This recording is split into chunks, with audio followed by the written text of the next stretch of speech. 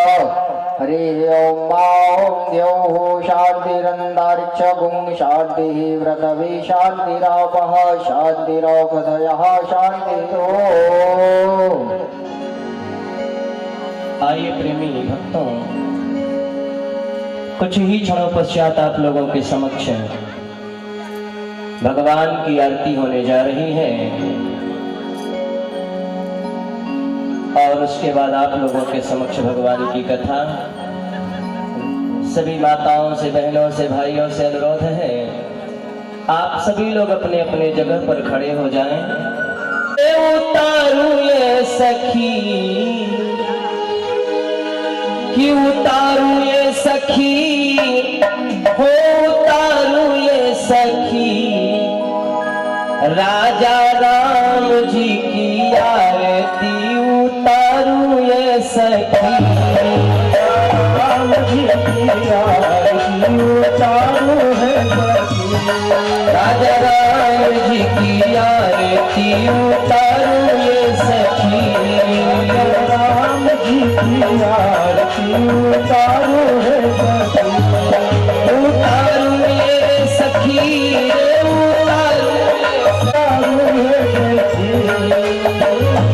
राजा राम जी की आरती। उतारू ये सखी राजा राम जी की आरती। उतारू ये सखी राजा राम जी की आरती। उतारू ये सखी आरती। उतारू ये सखी। के राम बबुआ के करा के लक्ष्मण राम बबुआ के करा के लक्ष्मण।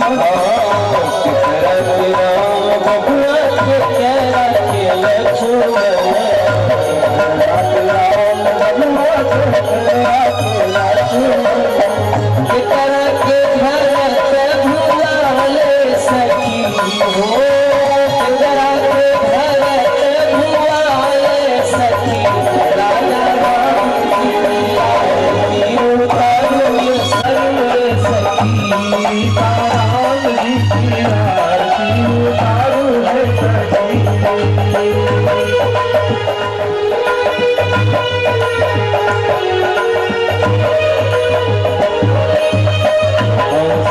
राम बबुआ से खाके लक्ष्मण। राम बबुआ से खाके लक्ष्मण। राम बबुआ से खाके लक्ष्मण।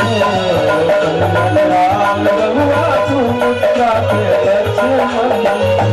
कई के भरत भुलाले सखी हो की आरती। उतारू सखी राम जी की आरती। उतारू है सखी चारों भी उतारू ये सखी राम जी की आरती। उतारू है और रंग भरत भुलाले सखी राजा राम जी की आरती।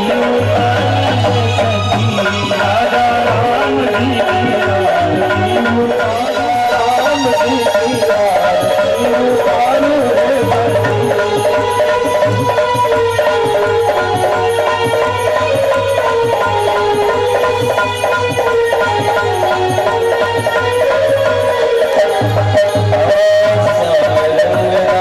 बबुआ छोरे लक्ष्मण।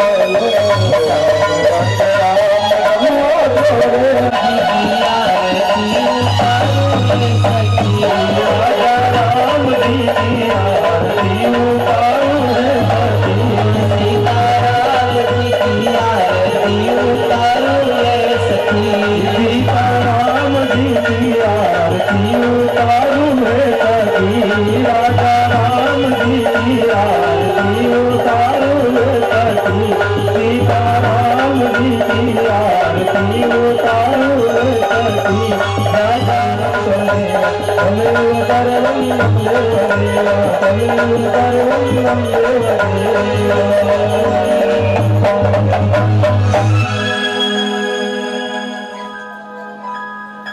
आइए सभी लोग अपने अपने जगह पर बैठ जाएं।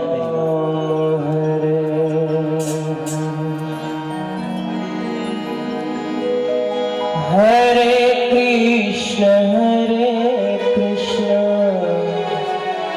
कृष्ण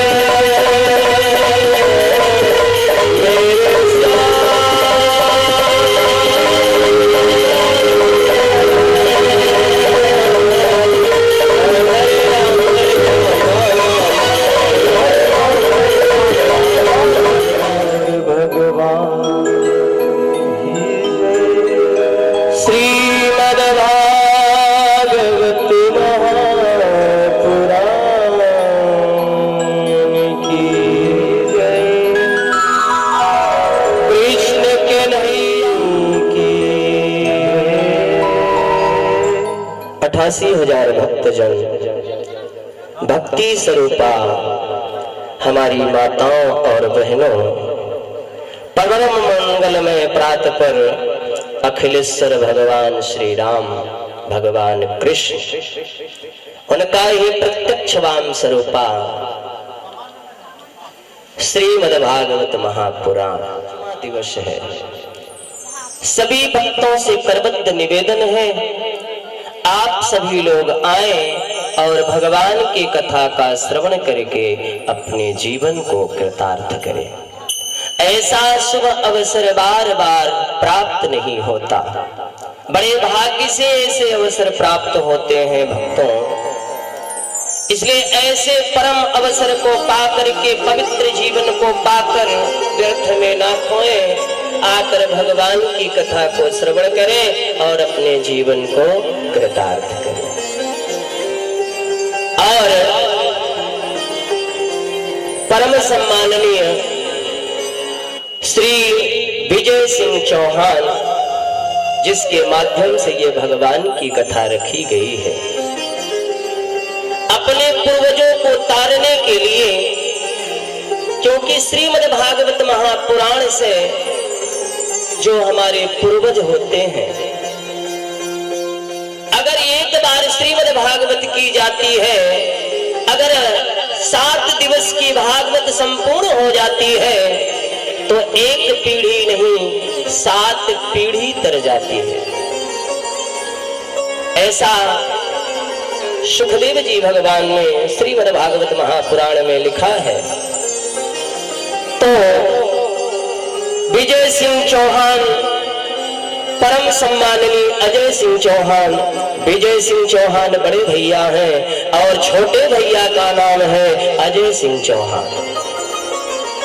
और स्वर्गीय मुनिंद्र सिंह चौहान, पत्नी स्वर्गीय सुशीला सिंह चौहान एवं स्वर्गीय पूर्वज चौहान, अपने पितरों को तारने के लिए इन्होंने श्रीमद् भागवत महापुराण रखा है। तो इनके पितर नहीं, सारे संसार के जो आते हैं, जो भगवान की कथा श्रवण करने आते हैं, उनके भी पितर तर जाते हैं। श्रीमद् भागवत महापुराण में लिखा है कि पापी से भी पापी यदि हो और 7 दिन तक ध्यान लगाकर भगवान श्रीमद् भागवत महापुराण कथा श्रवण कर ले, तो उसका भी पाप नष्ट हो जाता है और वह मोक्ष को प्राप्त हो जाता है। सज्जन,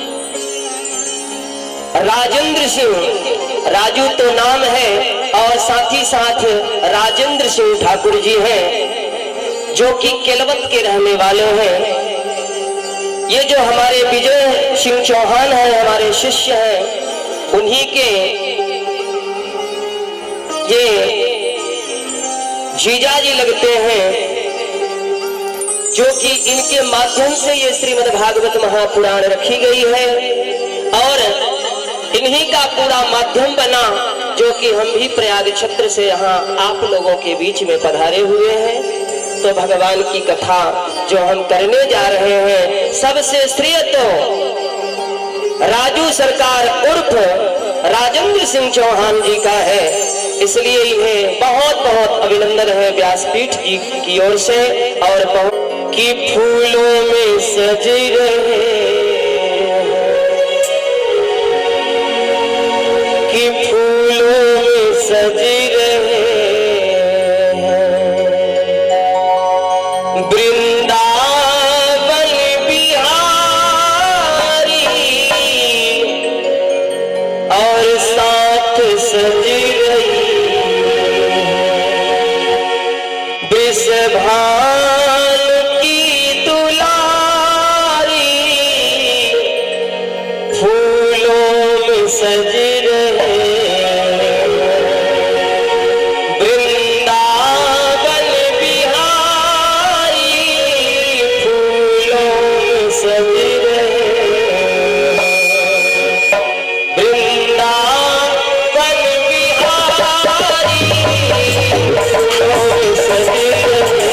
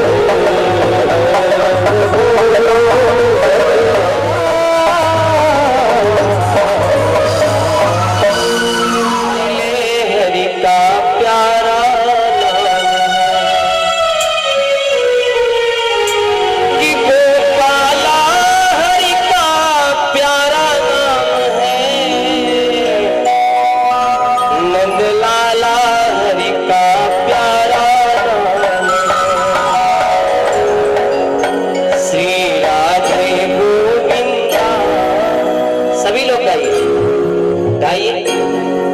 श्री राधे गोविंदा मन भजले हरि का प्यारा नाम है।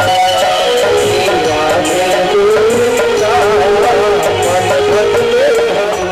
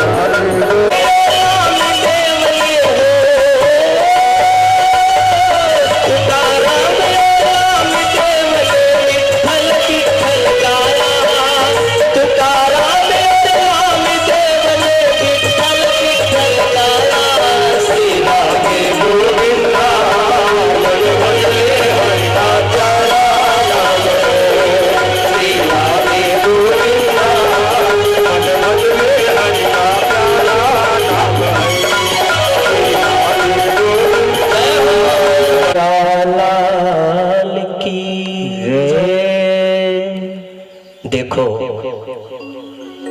पुत्र वही जो अपने माता पिता अपने पूर्वजनों को भगवान की कथा सुना करके तार दे, वही तो पुत्र है। आज हमारे चौहान जी की ओर से जो ये भगवान की कथा चल रही है, बड़े सौभाग्य की बात है। भगवान हमेशा कृपा बनाएंगे, क्योंकि भाग्य उदय बहु जन्म समर जीतेन। बहुत जन्मों की जब भाग्य उदय होती है, तभी भगवान की कथा सुनने का अवसर प्राप्त होता है। सज्जनों, एक बार एक पुत्र था। माता पिता ने बेटे को जन्म दिया। देने के बाद उस पुत्र का लालन और पालन किया। बेटा बड़ा हो गया, धीरे धीरे बेटे की नौकरी लग गई, नौकरी करने लगा। एक दिन बेटा नौकरी से वापस आया और माँ से कहा कि माँ अच्छा खासा पैसा कमाने लगा। तो उसने कहा माँ मैंने सुना है कि माँ की कर्जा पुत्र के ऊपर बहुत बड़ी होती है। जिंदगी भर अगर पुत्र सेवा करे तो भी अपनी माँ से कभी ऋण नहीं हो सकता। तो माँ आज बता तेरी कर्जा मेरे ऊपर कितनी है? आज मैं तेरी सारी कर्जा उतारूंगा। माँ ने कहा बेटे बकवास मत कर, ये तो सब कहने की बात है। सत्य तो ये है कि पुत्र जिंदगी भर अगर सेवा करे तो भी माता पिता से कभी ऋण नहीं हो सकता। बेटा ने जिद कर दी, नहीं आज तो माँ तुझे बतानी पड़ेगी तेरी कर्जा मेरे ऊपर कितनी है। जब बेटे ने जिद कर दी तो माँ ने कहा बेटा एक काम कर, तू अपनी कर्जा उतारना चाहता है? उसने कहा हाँ। तो माँ ने कहा आज की रात्रि तू मेरे पास सो, आज की रात्रि तू मेरे पास सो जा, तो समझ ले तेरी सारी कर्जा उतर गई। पास सो जाता रात्रि का समय था, बेटा ने अपने माँ के चारपाई पर सो जाता। जब 12 बजती है रात में मेरी माँ, तो 12 बजे सभी को नींद आती है। बेटे को नींद आने लगी तो माँ ने बेटे को जगाया, बेटा जाओ मेरे लिए जल लेकर आओ क्योंकि हमें प्यास लगी है। बेटा ने बड़ी जोर से उठा, जी माँ अभी जाकर लेकर आता हूं। जाकर बेटा जल लेकर आया, लाने के बाद माँ को दिया। माँ ने थोड़ा सा जल पिया और सारा जल जहां बेटा सो रहा था वहीं करा दिया।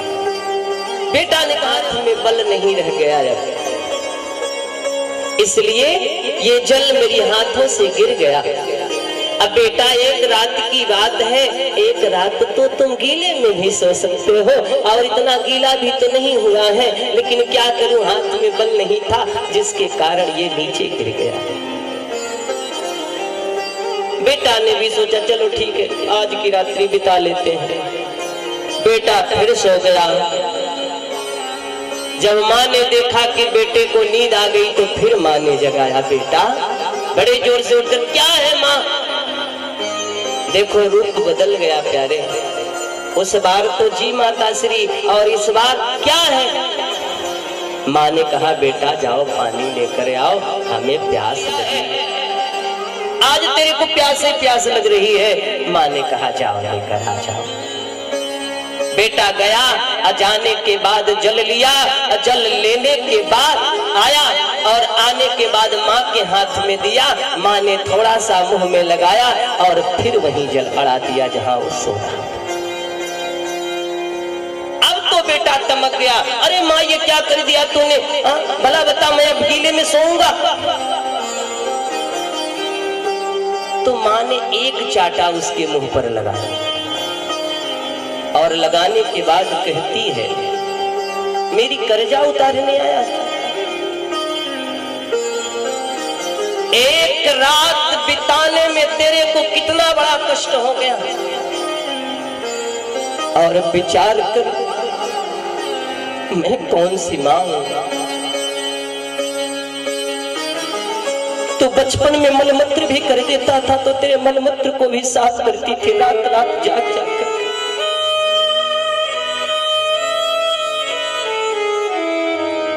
रात रात में उठती थी, सोती नहीं थी। कितनी मैंने तेरी सेवा किया, एक रात बिताने में तेरे को कितना बड़ा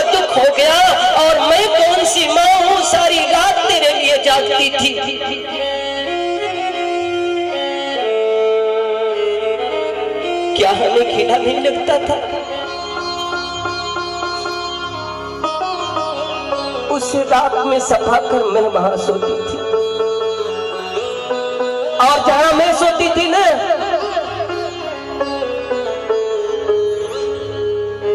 वहां मैं तुझे सुलाती थी।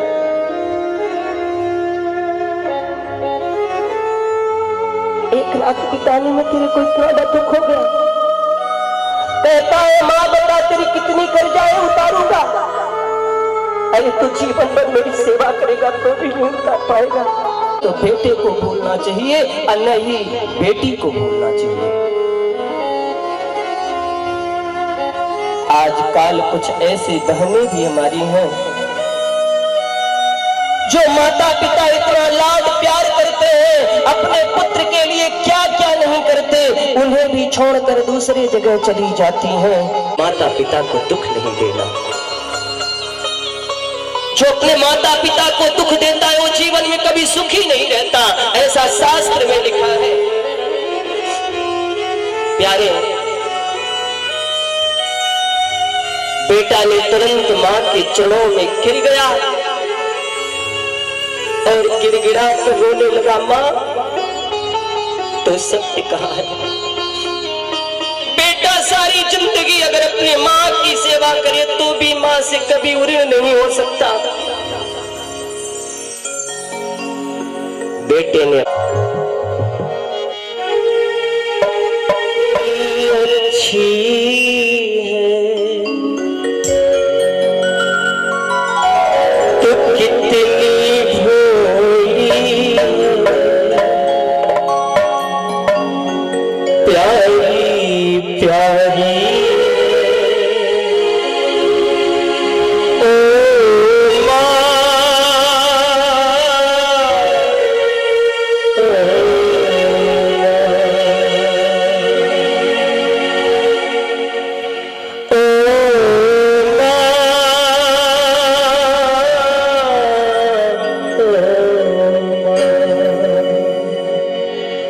कितनी अच्छी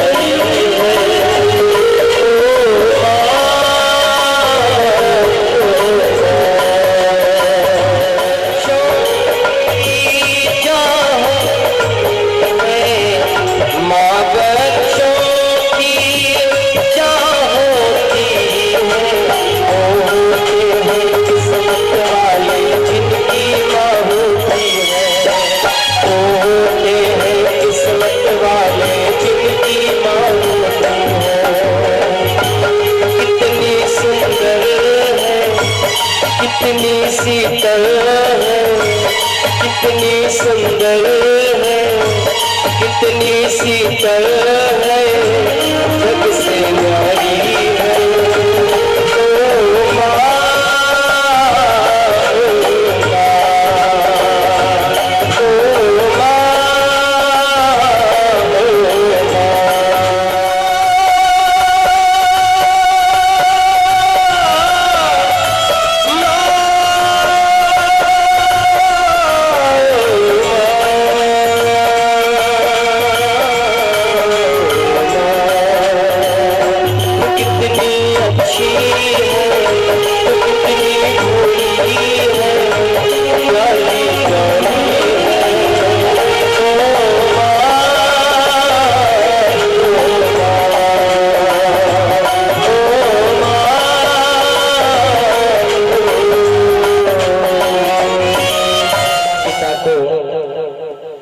अपने परिवार को, अपने पूर्व जन्म को तार दे। ऐसे पुत्र धन्य है हमारे चौहान जी, जो अपने माता पिता, अपने पूर्वज, गांव पड़ोस सभी लोगों को, रिश्तेदार को, सभी को श्रीमद् भागवत महापुराण सुनवा रहे हैं। इसलिए धन्य है। आज वो आत्माएं भी कहती होगी, हमने किसी पुरुष को पैदा किया है, अपने बच्चे को पैदा नहीं, वीर पुरुष को पैदा किया है, जो आज मेरे पुत्र, मेरे परिवार, मेरे संबंधी, मेरे दामाद, मेरे सब रिश्तेदार बैठकर और गांव के परिवार सब हमारी कथा को श्रवण कर रहे हैं। इसलिए धन्य है, धन्य है ये परिवार, धन्य है चौहान परिवार। ठाकुर जी ऐसी ही कृपा बनाए रखें। भगवान हमेशा धनपत्र लक्ष्मी से सर्वदा आबाद रखें। जिंदगी भर अगर सेवा करेगा तो भी अपने माँ से ऋण नहीं हो सकता। मैया, अब हम चलते हैं नंद बाबा जी के यहाँ। आज नंद बाबा के यहाँ बड़ा ही आनंद है, क्योंकि मेरे भगवान का जन्म तो हुआ ही है। मेरे ठाकुर जी छोटी छोटी लीलाएं कर रहे हैं, झुला रही हैं। नंद बाबा आनंद में हैं। सोना चांदी हीरा जवाहर पैसा लुटा रहे हैं, लेकिन जो आता है न भगवान को बधाई देने के लिए, श्रीमद् भागवत महापुराण में लिखा है, नंद बाबा देते हैं लेकिन वो अपने घर नहीं ले जाते, एक दूसरे को ही दे देते हैं। प्यारे, अब मैया बैठा कर पालने में और पालने को झुलाती है कैसे? चंदन का है पलना, ये पालना का है मेरे प्रभु का जानते हैं? चंदन का है कि चंदन का है पलना, रेशम लागी डोर। डोर किस चीज की है? रेशम की। और उस पर मेरे लाला झूल रहे हैं कि चंदन का है पलना, रेशम लागी डोर। वृंदावन में झूला झूला नटवर नंद किसी जिसको खड़े होकर के भी भगवान के पालने को झुलाते हैं। ये तो आनंद की बात है। जय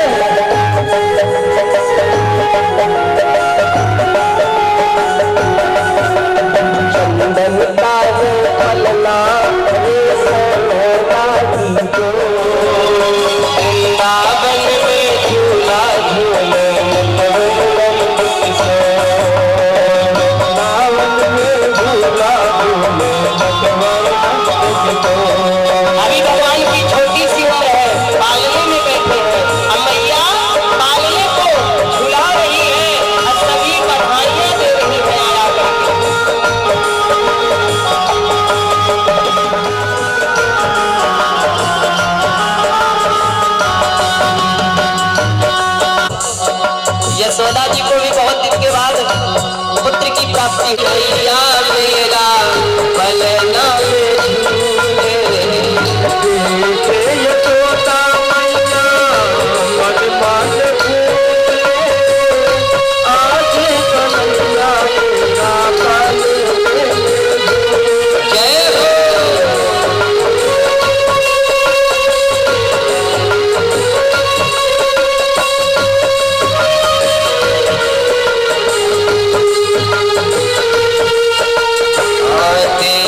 यशोदा मैया मन मन फूले आदि कन्हैया मेरा पलना में झूले यशोदा मैया मन मन फूले आदि कन्हैया मेरा पलना में झूले। आज खुशी में छाई गोकुल चारों सुनाए मैया झपके आंचल माथे पे टीका सोहे आंखों में काजल सुनाए मैया झपके जय माथे पे टीका सोहे आंखों में काजल झपके सुनाए मैया झपके आंचल माथे पे टीका सोहे आंखों में काजल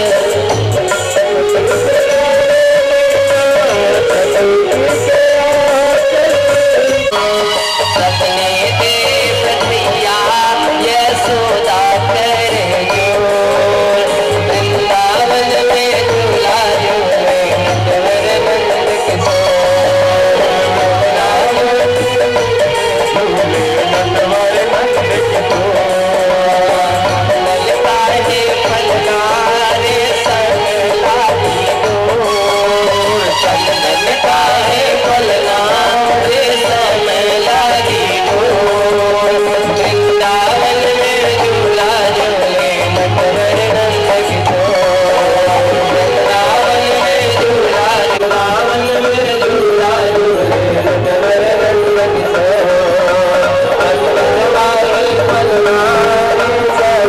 लागी डोर ललता है फलकारे संग लागी डोर वृंदावन में झूला झूले नटवर नंद किशोर वृंदावन में झूला झूले नटवर नंद किशोर वृंदावन में झूला झूले नटवर नंद किशोर लगाई।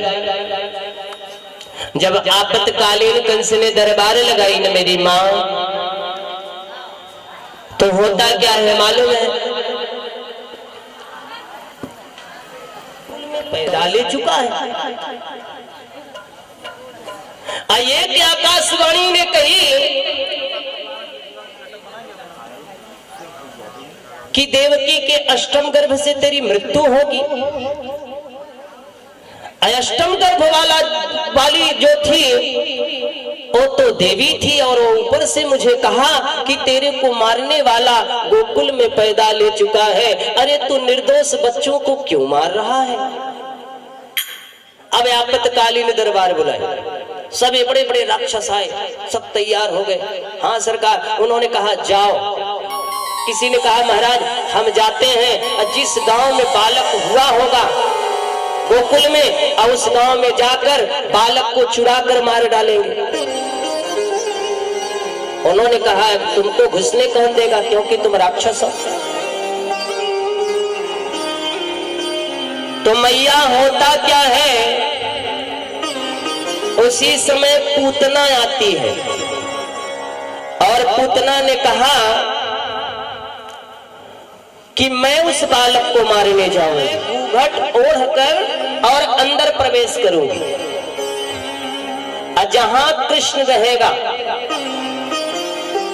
मैं अपने स्तन में जहर लपेट कर जाऊंगी और उसको जहर पिलाकर मार डालूंगी। अब मैं हूं नारी, मुझे कोई पहचानेगा नहीं।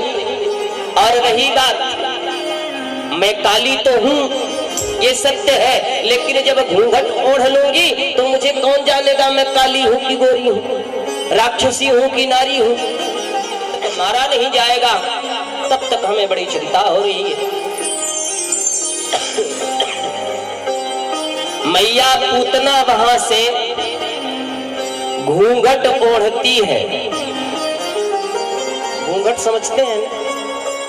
बहुत लोग नहीं समझते होंगे, क्योंकि ये हमारे यहाँ की देहाती भाषा है।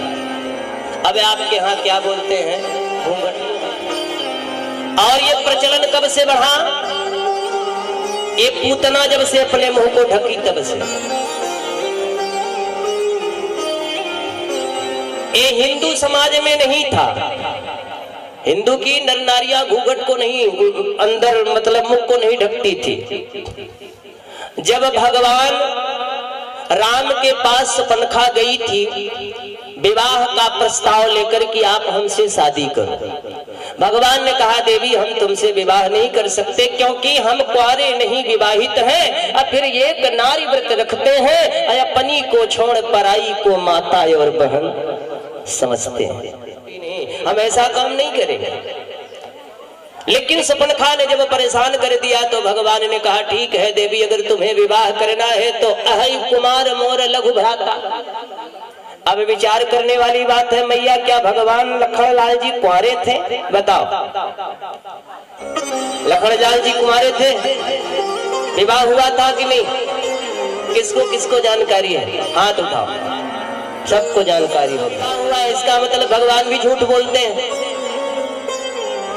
बोलते हैं कि नहीं? नहीं बोलते हैं। भगवान क्यों झूठ बोलेंगे? मार का मतलब क्या होता है? अहै कुमार। मार का मतलब होता है कामदेव, जो कि अति सुंदर है कामदेव। अब कामदेव का भी मर्दन करने वाले कौन है? लखनलाल जी हैं। लखनलाल जी भी बहुत सुंदर थे, तो कामदेव का मर्दन करने वाले लखनलाल जी हैं। इसलिए भगवान कह रहे हैं अहै कुमार मोर लघु भ्राता, आप उसी के पास जाओ, मेरे छोटे भाई के पास, उसी के साथ तुम्हारा विवाह हो सकता है देवी। हम तो विवाह नहीं कर सकते, क्योंकि हम विवाहित हैं, अविवाहित नहीं हैं। शूर्पणखा नहीं मानी, लखनलाल जी के पास गई। लखनलाल जी ने राम जी के पास भेजे। अयोध्या के राजा हैं हमारे बड़े भैया, जो चाहेंगे वही होगा, हम तो उनकी सेवा करने आए हैं, हम तो उनके दास हैं। तो शूर्पणखा ने कहा हम भी तो दासी बन जाओगी। लखनलाल जी ने कहा ऐसा नहीं होता, हम भगवान की सेवा करने आए हैं, इसलिए देवी आप भगवान के ही पास जाओ, राम जी के पास। शूर्पणखा फिर आई। भगवान जी ने कहा देखो देवी हम तो पहले ही बताए थे विवाह नहीं करेंगे। तो लखनलाल जी के पास फिर आई, तो लखनलाल जी ने नाक कान का निपात कर दिया। तो कहां जाती है? रावण के पास, खरदूषण के पास। तो उसी दिन से शूर्पणखा ने अपने मुख को ढकना प्रारंभ किया, क्योंकि नाक कान कटा था, इसलिए उसने मुख को अपने ढक के रखती थी। बोलो राधे राधे। सब बधाई देने में पड़े हैं, प्रगटे हैं कृष्ण कन्हैया। और उसी समय पूतना भी आती है। जब पूतना आई ना, तो वहां की नारियां जितनी भी हैं तो पूतना को देखती हैं तो कहती हैं बाबा रे बाबा इतनी लंबी, आज तो हमने पहली बार ऐसी नारी देखी है, क्योंकि बड़ी लंबी थी वो। तो किसी ने आपस में बात किया, माताओं ने आपस में बात की, अरे कोई बात नहीं, ये हो सकता है यशोदा बहन की कोई सहेली होगी। अब धीरे धीरे धीरे धीरे पहुंचे कि अरे बहन मैं भी बधाई देने आई हूँ, क्योंकि मैंने सुना है तुम्हारे यहाँ लाला हुआ है। तो मैं सोची मैं भी बधाई देने पहुंच जाऊं, तो मैं भी बधाई देने आई हूँ। तो माँ यशोदा ने कहा ठीक है बहना तुम बधाई दो, अब मैं थोड़ा जाती हूँ अतिथि सत्कार करने के लिए, क्योंकि अतिथि देवो भवः। अतिथि क्या होता है मेरी माँ? बोलो। इसलिए मैं उनको जाकर सत्कार करती हूँ। तब से एक काम करो बहन, तुम लाला को बधाई देती रहो। अब पूतना बैठी खाली जगह, कोई नहीं है। आज जब पूतना को देखे मेरे कन्हैया ने तो अपनी आंख को बंद कर लिए। परीक्षित जी ने पूछा, भगवान पूतना को देखते मेरे ठाकुर जी ने अपनी आंखें क्यों बंद कर ली? जानते हैं पूतना को देखकर भगवान ने अपनी आंखें क्यों बंद कर ली? नहीं मालूम। भगवान ने दोनों आंखें अपनी बंद कर ली। क्यों? इसलिए कि भगवान सोच रहे हैं कि मेरा दो पूर्ण जन्म है, एक राम जन्म और एक कृष्ण जन्म। और जब राम जन्म हुआ तो सर्वप्रथम ताड़का राक्षसी का वध करने के लिए हमें मिला, और जब कृष्ण जन्म में आया द्वापर में तो भी ये पूतना चली आई है मरने के लिए। तो भगवान ने सोचा कि जब मेरा जन्म होता है तो राक्षसियों का ही वध करना पड़ता है। अब भगवान कृष्ण का वध करने जा रहे हैं पूतना का। अब तो पूतना बड़ी प्रसन्न हुई, खाली जगह देखा कोई नहीं है। और जब कोई नहीं है तो पूतना ने क्या किया मालूम है? पूतना ने तुरंत अपने स्तन को निकाला और उसमें जहर लपेटा, स्तन को लगा दिया। जब स्तन को लगाया तो मेरे गोविंद पीने लगे। जब बच्चा अपने माँ का दूध पीता है तो कैसे पीता है मालूम है? एक स्तन माँ के शरीर पर रखता है और एक स्तन पकड़ के पीता है। उसी प्रकार से भगवान ने माँ समझकर पूतना को, राक्षसी नहीं समझा भगवान ने, माँ समझकर एक स्तन जो है पूतना ने अपने गोद में ले लिया भगवान को। और जब अपने गोद में लिया तो मेरे प्रभु ने एक स्तन पर हाथ रखा और एक स्तन पकड़ के पीना शुरू किया। अब पीने लगे। अब पूतना बड़ी मुस्कुराया, भी थोड़ी 5 मिनट और लगेगा और जहां विष इसके शरीर में फैला तो ये मर जाएगा। मैया अब तो रघुनाथ जी की ऐसी कृपा, ठाकुर जी की ऐसी कृपा कि भगवान ने धीरे धीरे दुग्ध पान तो कर ही रहे थे, अंत में उसके प्राण को भी पीने लगे। जब प्राण को पीने लगे तब छटपटाने लगी। और जब छटपटाने लगी तो बोलती है, छोड़ लाला छोड़। दोनों हाथ पकड़कर और भगवान को छुड़ाना चाहती है, छोड़ लाला छोड़। तो भगवान कहते हैं, मौसी हमें तो पकड़बे आवे, छोड़बे तो आवे ना। हम तो जिसको पकड़ लेते हैं उसे छोड़ते नहीं, और जिसको छोड़ देते हैं तो उसको पकड़ते नहीं। एक बार ऐसी बात आई तो भगवान ने सोचा क्या बताऊं, ये छोटे छोटे जितने जीव हैं, बंदर हैं, ये सब पत्थर ले जाकर पुल बना रहे हैं, और जैसे ही समुद्र में फेंकते हैं तो पुल, ये पत्थर डूबता नहीं, तो मैं भी एक पत्थर ले जाकर के फेंकूं, देखूं ये डूबता है कि नहीं। तो भगवान ने क्या किया मैया, हाथ में पत्थर लिया। अब प्रभु ने चारों तरफ देखा, किसी ने हमको देख तो नहीं रहा है। अब तो भगवान हाथ में पत्थर लिए और लेने के बाद चल दिए ऐसे पीछे हाथ करके। और जब समुद्र के पास जाते हैं तो भगवान ने धीरे से चारों तरफ देखा, जब कोई नहीं दिखा तो भगवान राम जी ने उस पत्थर को समुद्र में छोड़ा, और जैसे ही छोड़ा वैसे ही पत्थर डूब गया। अब जब डूब गया तो भगवान जी सोचे क्या बताऊं, किसी ने देखा तो नहीं, ये तो पत्थर डूब गया। तो भगवान चारों तरफ लिखने लगे। तब से हनुमान जी ने कहा, जय जय श्री राम। अरे भगवान बोले, बेटा तू देख गया क्या? हनुमान जी ने कहा, हाँ प्रभु, मैं जब आप पत्थर उठाए तब भी देख रहा था, जब वहां से चले तब भी देख रहा था, जब आपने पानी में डाला तब भी मैं देख रहा था। तो भगवान ने कहा, ये बात बताना मत किसी को। बोले क्यों? बोले अगर बता दोगे तो बेइज्जती हो जाएगी। बोले कैसी बेइज्जती? बोले आपने पत्थर छोड़ दिया, वो डूब गया, इसके लिए? भगवान ने कहा, हाँ हाँ इसीलिए। उन्होंने कहा, नहीं प्रभु, जिसे आप पकड़ लेते हैं वो कभी डूबता नहीं, और जिसे आप छोड़ देते हैं वो तो डूब ही जाता है। जिसे आप पकड़ लेते हैं वो कभी नहीं डूबता, और जिसे आप छोड़ देते हैं वो तो डूब जाता है। इसमें कौन सी बात है? हाँ, तो भगवान जिसे पकड़ते हैं उसे छोड़ते नहीं। ने सोचा कि अब तो लगता है ये मार डालेगा हमी को, पीतना पूतना भागने लगी। कन्हैया छोड़ दे लाला छोड़ दे। अब लाला कहे तो छोड़े। ऊपर उड़ी, और जब ऊपर उड़ी तो भगवान ने ऐसा मारा कि तुरंत ही वहां से गिरी, और गिरने के बाद पूतना गिरी और अपने प्राण को छोड़ दी। जब गिरी तो कितनी लंबी हो गई मालूम है? 18 किलोमीटर की उसकी शरीर थी। 6 कोस का हो गया मरते समय। इतना विकराल रूप हो गया किसका? पूतना का। अब 18 किलोमीटर कहने से चूक गया। जितने बाग बगीचे थे पूतना के शरीर के गिरने के बाद सारे बाग बगीचे चूर हो गए। उसके बाद पूतना के शरीर के नीचे आकर सब चकनाचूर हो गए। एक वृंदावन के संत हमसे बोले, लाला तू जाने पूतना मरी तब वाको शरीर कितनो लंबो थो। संत बोले, बाको पांव गिरे पैगाम में जाके।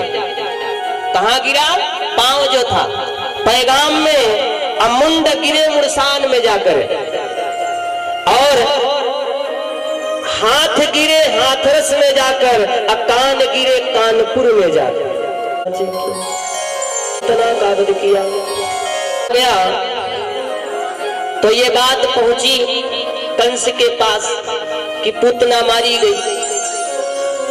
तब कंस ने वहां से सक्टासुर नाम का एक राक्षस था तो मारने के लिए।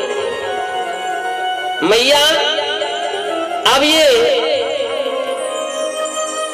इस समय हमारे भगवान कितने महीने के हो गए मालूम है? 6 महीने के हो गए। आया मारने के लिए, सकटासुर आया मारने के लिए। असकटासुर आया भगवान को मारने के लिए, लेकिन भगवान ने उसका भी वध कर दिए। बोलो राधे राधे।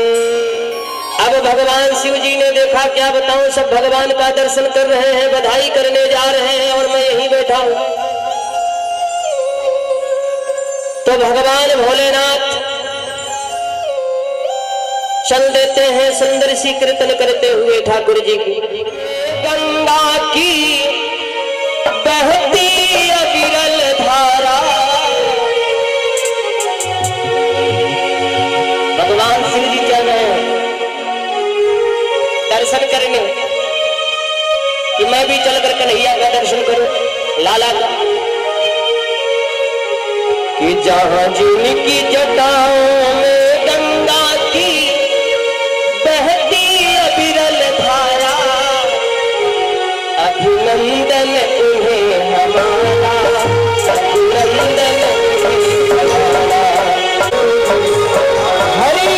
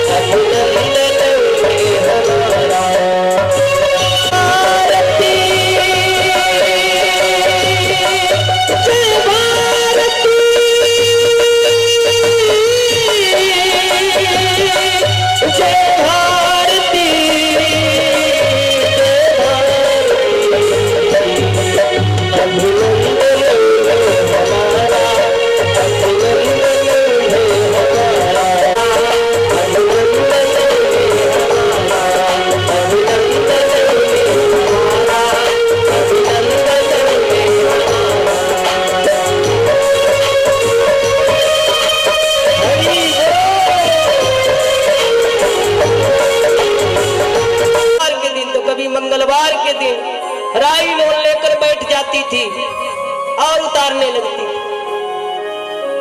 एक दिन मैंने पूछा, माँ क्या पढ़ती है तू? बोली बाबा ये मंत्र पढ़ती हूँ। तो मैं बोला हमको भी बता दे, हम भी किसी को ऐसे ऐसे करेंगे। तो इसी प्रकार से ये माताओं का क्या है? स्नेह है, प्रेम है। आप भैया माता जी कर रही है, लेकिन लाला काहे को चुप हो? अब तो कहे की बाजी लगी तो लगा ही रह गई। हाँ पैर पटक रहे, हाथ पटक रहे, कहे अब माता यशोदा और घबराने लगी। अब तो लगता है ज्यादा बड़ी नजर लग गई है। तब से माता यशोदा ने दासी को बुलाई और कहा, दासी जाकर देखो कोई झाड़ने वाला रहेगा तो तुम दर्शन दे देना। तो एक नाम भगवान भोलेनाथ का क्या है मालूम है? नंदेश्वर भगवान, जो कि नंद बाबा के यहाँ रुके थे, इसलिए भगवान का नंदेश्वर नाम पड़ गया। मैया अब ये लीलाएं हुई, उसके बाद और भगवान पालने में सो रहे थे, पालने को ही लेके उड़ गया। अब पालने को लेके उड़ गया तो भगवान ने क्या किया मालूम है? एक हाथ भगवान ने जब रखा कि उसका भी वध हो गया। प्रेम से बोलिए भक्त और भगवान की जय हो। अब भगवान कितने वर्ष के हो गए मालूम है? किसको किसको मालूम? 1 वर्ष के भगवान कृष्ण हो गए। अब कृष्ण क्योंकि शेष महेश गणेश दिनेश सुरेश जाति निरंतर ध्यावे, ताहि अखंड अनंत अनादि अछेद वेद सुवेद बतावे। नारद से सुख व्यास रहे, पचिहारी को पुनि पार न पावे, ताहि अहीर की छोरिया छछिया भरी छाछ बिना चमचावे। इस प्रकार से मेरे गोविंद का नाम हो गया। इसके बाद आकर मैया से शिकायत करती हूँ कि मैया ये तेरा लाला जो है ना, हम लोगों के घर में जाकर और सारा माखन चुराता है, खुद को खाता है, औरों को खिलाता है। जबरी भयो रे मोर मटकी उलट कर पलट गया, मोर मटकी उलट कर पलट गया।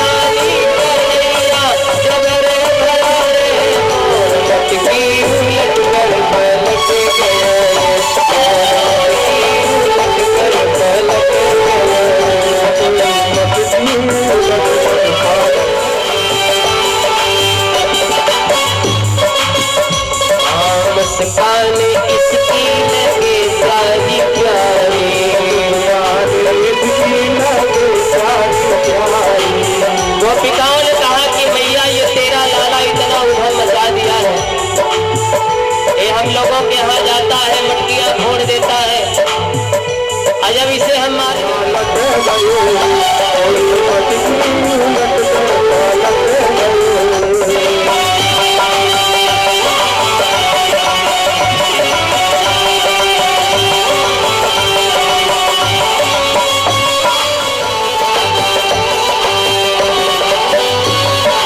और भैया बताओ इसकी शिकायत आप भगवान के और कहते हैं मैया हमने कुछ नहीं किया। तो उसने कहा मैया और इसकी शिकायत सुनो। आपन भट पे आकर करे जोरा जोरे,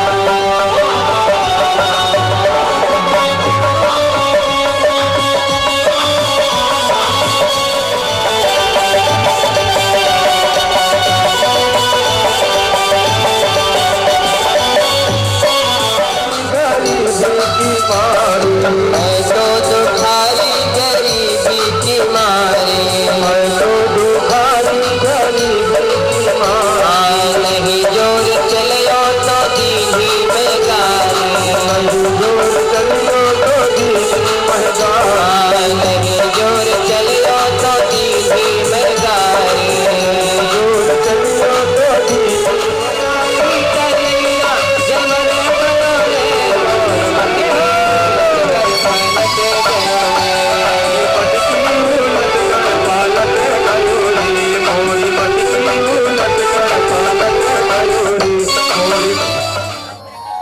इतनी शिकायत।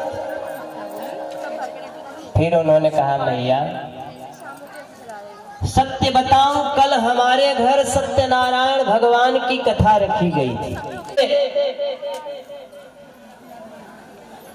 अब मैंने मैया नहीं दिया तो वहां से भुनभुनाते हुए चला गया, लेकिन मैया जिस पीढ़ा पर जाकर दो कुत्ता, छोटे छोटे कुत्ते आया तो कहता है ओ भाभी, मेरे पर सत्यनारायण भगवान बैठे हैं, देखने लगता है।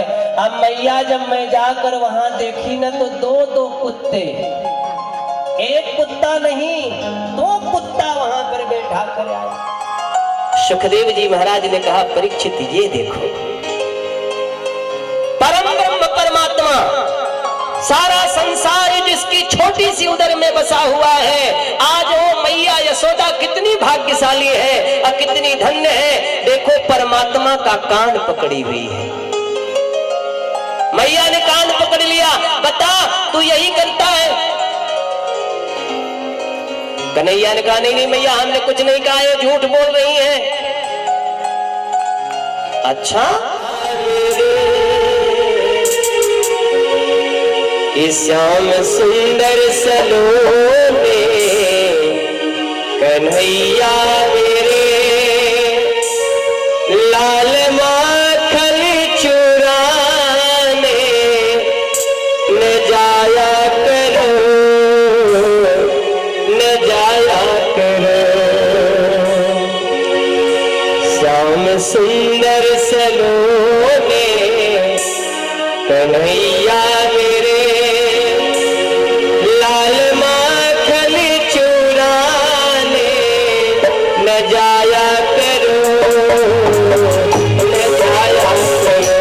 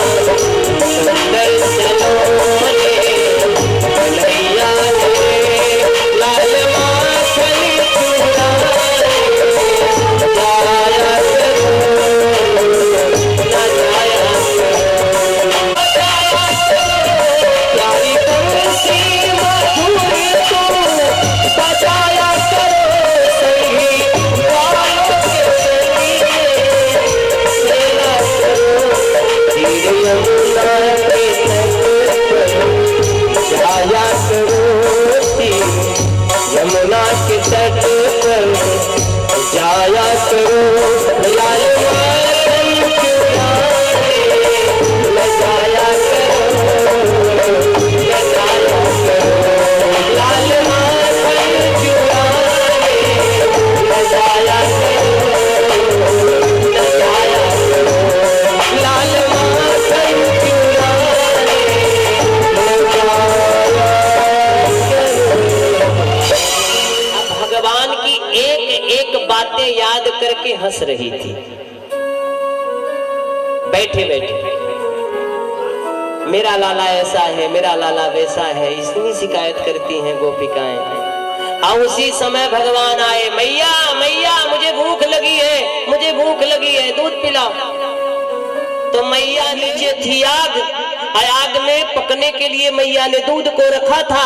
धीरे धीरे धीरे धीरे धीरे धीरे वो दूध जो है उबलने लगा, और उबलते उबलते जब मोहड़ा के पास आया तो माँ यशोदा ने अरे सोची अब तो सारा दूध मतलब चला जाएगा, निकल जाएगा बाहर। तो मैया ने कन्हैया को वहीं छोड़ा और चली गई दूध के लिए। और जब चली गई तो लाला को क्रोध आ गया, लाल लाल आंखें हो गई, वाह हमको दूध पिलाना चाहिए तो हमको दूध नहीं पिलाई, अब वहां दूध गिर रहा है तो बचाने चली गई। अब भगवान ने उठाए एक पत्थर, टंग रहा, वहीं पर टंगी थी दही की मटकी। और वो माँ यशोदा के, जब माँ का यशोदा का विवाह हुआ था ना, तो उनकी माँ ने दिया था उस मटकी को। तो माँ यशोदा उस मटकी में दही भरी थी, अब जैसे मारी वैसे ही लाइट चली। गोपिकाएं शिकायत ही करती हैं, आज प्रत्यक्ष देख जाएगी। तो अब मैं बचने वाला नहीं हूं, तो भगवान वहां से धीरे से खिसक लिए। अब वहां से खिसकने के बाद दूसरे मटकी के पास पहुंच गए। अब बाल सखाओं को बुलाया, आओ चलो दही खिलाते हैं। अब पहुंच गए, अचानक के बाद दही निकाल कर उनको भी खिलाते, खुद को खाते, खुद भी खिलाते। अब मैया जब वहां से वापस आई, देखी तो सारा दही जमीन पर पड़ा है। ऊपर नजर जब डाली तो देखी तो मटकी फूट गई। अब तो मैया ने सोचा कि वाह, एक गोपिकाएं ठीक कहती हैं, आजकल मेरा लाल दिनों दिन बिगड़ता चला जा रहा है, आज तो मैं इसे छोड़ूंगी नहीं। छड़ी उठाकर देखने लगी कि गया किधर। कमरे में ढूंढती, उधर देखती, उधर देखती। अब इधर भगवान खिला रहे हैं जल्दी जल्दी दही डालकर, बंदर भी खा रहे हैं। और तब से मैया छड़ी जो है पीछे करके हेर रही है, हेर रही है। धीरे धीरे वहीं पहुंच गई जहां कन्हैया माखन निकाल कर सबको खिला रहा। बोलो राधे राधे। मैया है न, और क्या बोलेंगे मालूम है? Dad hi. हाय का मतलब क्या है? जब कोई मर जाता है तभी न कहते हैं हाय। तो आजकल डैड हाय जीते ही पिताजी की डेथ कर देते हैं। ये भी बोलना गुनाह है। हम सब लोगों को पहला नंबर राधे राधे जय श्री राम सबको बोलना चाहिए। और इस बात का भी ध्यान देना चाहिए कि हर घर में श्रीमद् भागवत होनी चाहिए, हर घर में श्री रामचरितमानस होनी चाहिए। कलयुग माने कलयुग और भवसागर माने भवसागर। भवसागर क्या है? जिस भवसागर में हम सब फंसे हुए हैं, इस भवसागर को अगर पार करना है तो भगवान की कथा श्रवण करनी है, रामायण पढ़नी है, श्रीमद् भागवत महापुराण पढ़नी है, अपने बच्चों को राधे राधे कराना है। नमस्ते नमस्ते मत करवाओ, राधे राधे बुलवाओ, राधे राधे। और छोटी छोटी बच्चियां जो होती है ना, बड़ों को पैर न पड़े, क्योंकि छोटी बच्चियां जो होती हैं ये देवी के समान होती हैं। जो कुंवारी बालिकाएं हैं ये न तो पिता को पैर पड़े, न माता को पैर पड़े, न किसी अन्य भाई को पड़े, क्योंकि ये अच्छा नहीं है। ये देवी होती है, इनको पैर नहीं पड़ना चाहिए। आप लोग किसके किसके घर में झगड़ा होती है? हाथ उठाओ। आज हम दवाई बताएंगे। और क्रोध किसको किसको आता है? बाप रे बाप, बाकी लोगों को नहीं। अच्छा तो एक काम करना, जहां सुमत्ता संपत्ति नाना, जहां कुमत्ता विपत्ति निधाना। इसका मतलब क्या है? रामचरितमानस की चौपाई का कर्तव्य है कि पहले जल लेकर जाए, ठीक? जल लेकर दे तो हाथ पैर धोए, हाथ पैर धोने के बाद उसके बाद फिर जल पीने वाला लेकर जाए। अब जब जल पी लेंगे तो क्या होगा? उनकी आत्माएं ठंडी हो जाएगी, माइंड भी फ्रेश हो जाएगी। तब नारी पूछे कि स्वामी अगर आपकी इच्छा हो तो मैं संतों को भोजन करा दूं। पति देवता खुश हो जाएंगे, हाँ हाँ देवी करा दो, क्या फर्क पड़ता है। पत्नी गई और जब बोली पति से तो पति ने कहा धन आया है? बोले हाँ। अरे बोले तब तो बड़ी अच्छी बात है। तो बोले कि किसको बोलूं? बोले जाओ धन को बोलो, धन को। तो उन्होंने कहा महाराज धन को न बोलकर सफलता को बुला लो। उन्होंने कहा नहीं, धन को बुलाओ, अगर धन आएगा तो चकाचक खाएंगे और धनवान बने रहेंगे। अभी मोटरसाइकिल है, 4 व्हीलर खरीद लेंगे। पत्नी ने कहा नहीं, सफलता को बुला लिया जाए। उन्होंने कहा नहीं नहीं नहीं, जाओ तुम धन को बुलाओ। तब से बेटी बैठी थी। बेटी ने कहा पिताजी आप लोग क्या बात कर रहे हैं? उन्होंने कहा बेटी धन आया है, मैं कह रहा हूँ धन को बुलाओ, और तुम्हारी माँ कहती है सफलता को बुलाओ। तो बेटी ने कहा कि दोनों की बात रद्द, अब हमारी बात सुनो। बोले क्या? बोले प्रेम को बुलाओ। होता है वही धन भी है, वही सफलता भी है, वही लक्ष्मी का वास भी है। यशोदा के पास माँ यशोदा ने कहा क्यों रे मिट्टी खाता है? भगवान ने कहा नहीं नहीं, हम मिट्टी तो नहीं खाए मैया। उन्होंने कहा, मैया ने कहा मुंह खोल देखूं तो। जैसे ही भगवान ने मुंह खोला तो सारा ब्रह्मांड मैया को दिख गया।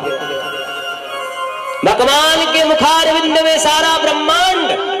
मैया ने वो चीज देखा जो कभी जीवन में नहीं देखा था, आज भगवान कृष्ण के मुख में देखा। देखने के बाद सोचने लगी हे भगवान।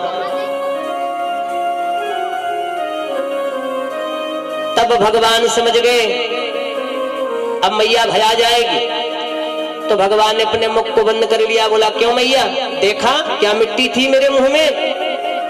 तो मैया ने कहा मिट्टी तो नहीं देखा लाला, लेकिन वो चीज मैंने देखा जो कभी जीवन में नहीं देखी थी। भगवान बोले क्या? बोले तेरे मुंह में वृक्ष भी है, समुद्र भी है, पहाड़ भी है, अग्नि भी है, आसमान भी है, पृथ्वी भी है, यहां तक कि लाला मैंने भी देखा कि मैं भी तुझे पालने में झुला रही हूँ। भगवान बोले तू ऐसी बात करती है मैया, ये भला बता मेरे मुंह में कभी ऐसा हो सकता है क्या? चराने की है, तू बछड़े चराने जा। बोले ठीक है। अब भगवान बछड़ा चराने के लिए चल देते हैं। अब बछड़ों के बीच में जो ये बकासुर है, बतासुर है, ये बछड़े के रूप में जाता है। तब से बलराम जी देख जाते हैं, भगवान भी देख गए, फिर इसका भगवान वध कर देते हैं। और उसके बाद जब आगे जाते हैं तो बगुले के रूप में बकासुर मिलता है। सोचा कि अब भगवान को मार दे, लेकिन वो भी नहीं मार पाता। अब भगवान हो गए 4.5 वर्ष के, कर लिया और फाड़ दिया। इस प्रकार से भगवान ने उसका भी वध कर दिया। बोलो राधे राधे। है कि आज मैं मधुमंगल के घर का खाऊंगा, मैया जो है वो दिन आज मैं अपने कृष्ण को खिलाऊंगा। मैया ने कहा बेटा जो को है ही नहीं है कुछ तो क्या खिलाऊं? मधुमंगल ने देखा वहां पर रखा था मट्ठा, कई दिन का मट्ठा था। मधुमंगल ने उठाई मटकी और लेकर चल दिए कि आज कन्हैया को मैं मट्ठा ही पिलाऊंगा। अब चला तो गया, लेकिन रास्ते में सोचा क्या बताऊं, कन्हैया मेरा मीठा खाता है। और जब उस मटकी को देखा तो उसमें बहुत खट्टा खट्टा मतलब वो आ रहा था। आप लोगों को भी तो नहीं आया? क्योंकि खट्टा सुन करके खट्टापन आ जाता है ना? तो जब देखा मधुमंगल ने सोचा अरे बड़ा खट्टा है इसने, तो उसने सोचा क्या बताऊं, अब भगवान तो खट्टा खाएंगे नहीं, तो एक काम करता हूं इसे मैं ही पी जाता हूं। और सारे मट्ठे को मधुमंगल ने उठाया, धड़ धड़ धड़ धड़ धड़ धड़ पीने लगे। शरीर से भी गिर रहा है नीचे, धड़ धड़ धड़ धड़ पी रहा है मधुमंगल। और झाड़ी वहां पर है, ये भी सोच रहा है कोई देख न ले। तब से भगवान का एक मित्र ने कहा कन्हैया। बोले हाँ। बोले भगवान ने कहा क्या? बोले वृक्ष के पास में देख क्या हो रहा है। भगवान ने देखा ये तो मधुमंगल है, ये कर क्या रहा है? बोले चलो देखते हैं। अब भगवान मधुमंगल के पास जाते हैं। जब मधुमंगल को देखते हैं तो धड़ धड़ धड़ धड़ मधुमंगल पी रहे थे। सारा मट्ठा मधुमंगल पी गया और मटकी फेंक दी। भगवान बोले क्यों रे? मैंने आज प्रतिज्ञा किया है। ब्रह्मा जी देखे, बोले हे भगवान ये परम ब्रह्म है, किसी के मुखारबिंद का ये खा रहा है, चाट रहा है, हमें तो ऐसा नहीं लगता ये परम ब्रह्म है। तो ब्रह्मा ने परीक्षा लेने के लिए भगवान के बाल सखाओं को और बछड़ों को सबको गायब कर दिया, ले जाकर ब्रह्मलोक में ले चले गए लेकर। जब ब्रह्मलोक में चले गए, अब इधर मधुमंगल के मुख से जब भगवान ने